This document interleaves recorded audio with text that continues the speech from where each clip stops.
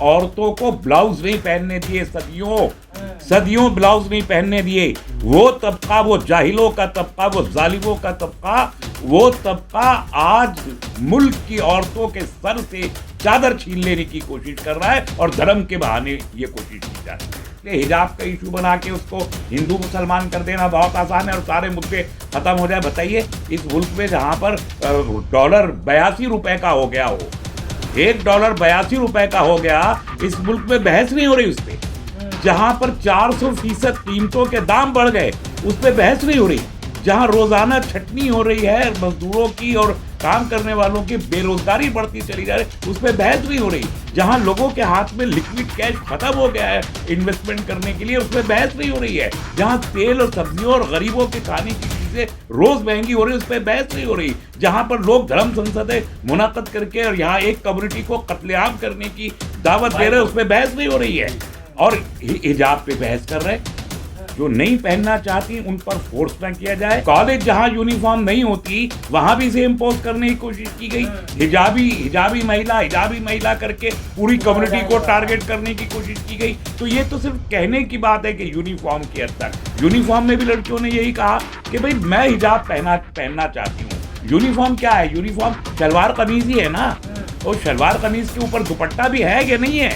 आप दुपट्टा भी उतरवाएंगे, कल आप कहेंगे दुपट्टा भी जो है वो नहीं पहना जाएगा। यही मैं कह रहा हूँ कि चादर सर से खींचने की कोशिश एक तबका कर रहा है, इसलिए उसने हिजाब को एक इशू बनाने की जबरदस्ती कोशिश की है, वरना हिजाब से यूनिफॉर्म का कोई ताल्लुक नहीं है। आज हिजाब का मुद्दा जो है जो लार्जर बेंच को दे दिया गया, क्योंकि दो वकीलों के बीच राय नहीं है आपस में।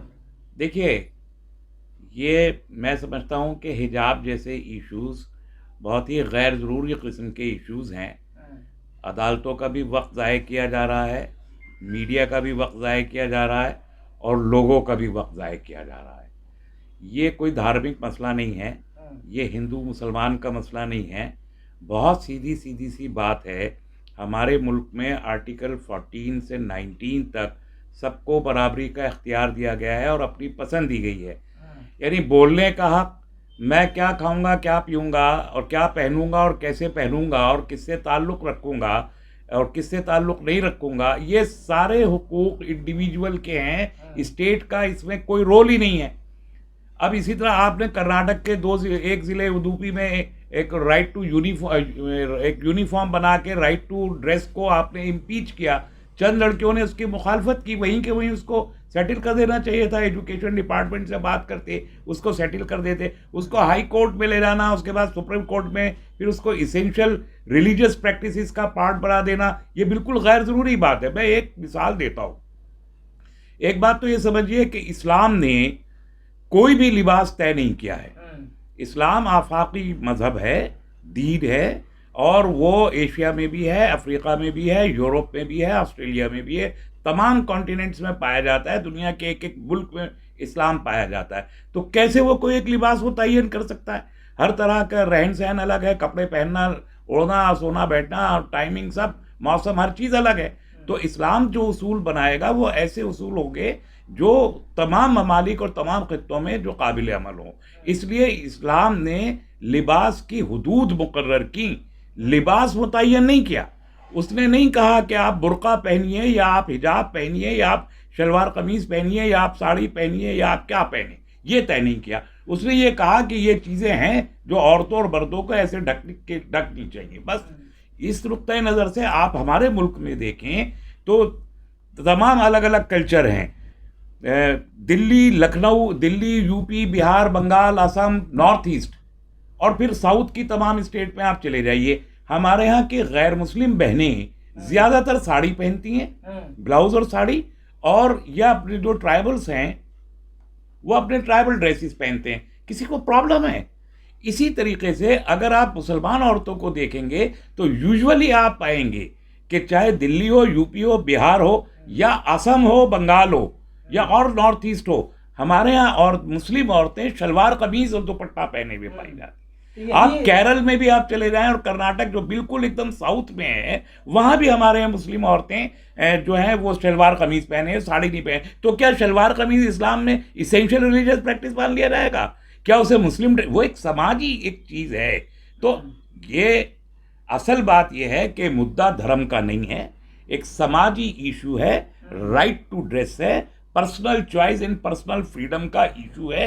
उसी तरह से इसको लड़ना और देखना चाहिए। जो लड़कियां हिजाब पहनना चाहती हैं उनको हिजाब की इजाजत होनी चाहिए, जो नहीं पहनना चाहती उनको फोर्स करना। इसी सवाल को जस्टिस धूलिया ने जिस तरीके का तर्क दिया कि समाज से एक तो लड़कियां वैसे ही मुश्किल से निकलती हैं पढ़ाई के लिए, ऊपर से हिजाब का एक मुद्दा बना के उनको उस चीज से वंचित रखा जाए या शिक्षा से दूर कर दिया जाए, तो इस तर्क को सर कैसे देखते हैं आप? जिस तरीके देखिए, इस मुल्क में एक तबका रहा है, हिजाब एक तालीमी मसला भी हो गया। नहीं, तालीमी मसला नहीं है।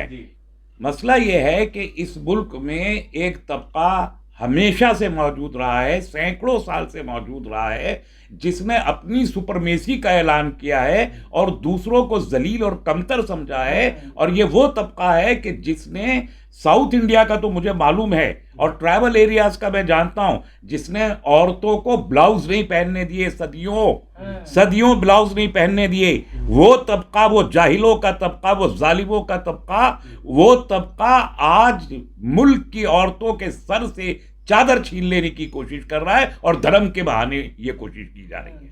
लेकिन सवाल ये है कि आपने कहा कि यहाँ लोग साड़ी पहनते हैं, मुसलमान जो भी ड्रेस पहनते हैं, सूट पहनती है, लेकिन यही तो लड़ाई है जो याचिका डाला गया, तो उसमें यही तो कहा गया कि अपनी मर्जी है। जो बहुत मुसलमान और लड़कियां नहीं जाती, बहुत पहनती है, तो जो पहन रही है उनको क्यों रोका जा रहा है? सवाल तो ये भी असल यही मसला है। मैंने कहा राइट टू पर्सनल फ्रीडम है, हाँ। कि जो पहनना चाहती हैं वो पहने, जो नहीं पहनना चाहती उन पर फोर्स ना किया जाए।